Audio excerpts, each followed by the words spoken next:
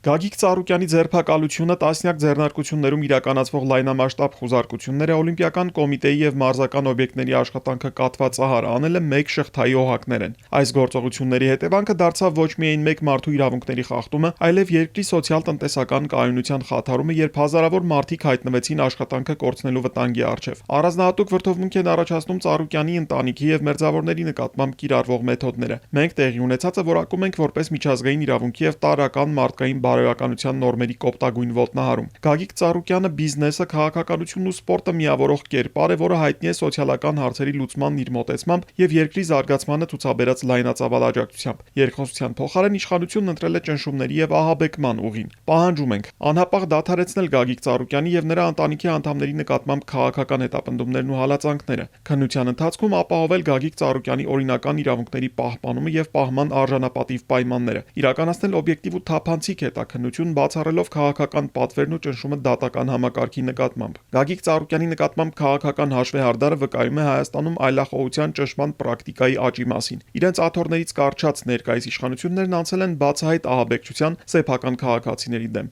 Այս անօրինականության պատվիրատուներին կոչ ենք անում սթափվել, քանի դեռ իրավիճակը չեն հասցրել քաղաքացիական դիմակայության փակուղու։